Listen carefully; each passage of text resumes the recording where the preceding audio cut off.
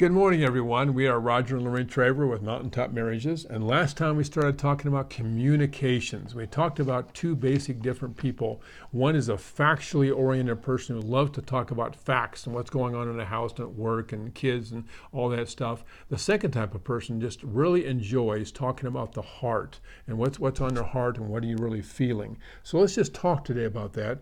Okay, how do you really share what's on your heart? How do you do that?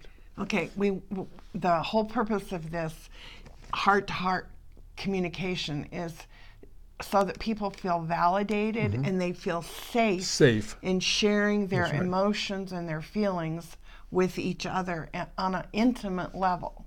So I'm going to start out by just simply asking Roger, is this a good time to share with you some feelings that I've been having? Yes, it is a good time. Now, if it wasn't a good time, we encourage you to set a time. If I don't feel like I'm ready for that, or if I want to watch a football game or something, I'm just not ready for it, then say, can we do this in an hour or 3 hours? But set a time. Don't just say, I don't want to do that. You set a time where you can come back and she can feel free to do it. So yes. And that time limit should be within a 24-hour period. That's right. You know, a lot of people just say, well, yeah, we'll talk later, and they never come back to it. They never come back. So we've established that this is a good time to talk. Yes. So now I want to share a heart-to-heart feeling. So it's going to be a positive feeling. Could it be negative? It could be negative, but let's start out with positive, and then you guys can practice this after we quit, giving our example. But, okay.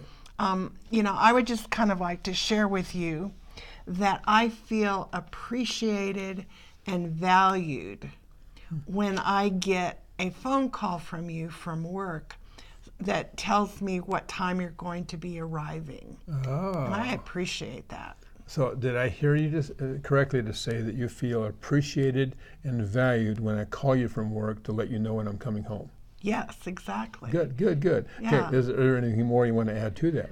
Well, it also makes me feel important and that I'm not just taken for granted. Okay. So if I heard you correctly, you said it makes you feel important and you feel like you're not just being taken for granted when I do that. Right. Good. That's right. Okay. Is there anything more you want to add to that? No. Okay. Well, I just want to say to you that I appreciate you sharing your feelings with me and being able to just share openly and honestly, because what's important to you is important to me. Well, praise God.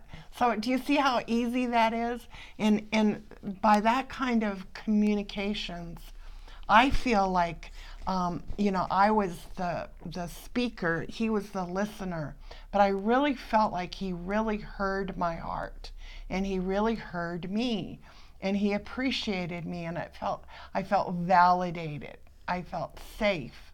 And when there's validation and safety in communications, it opens you up to intimacy.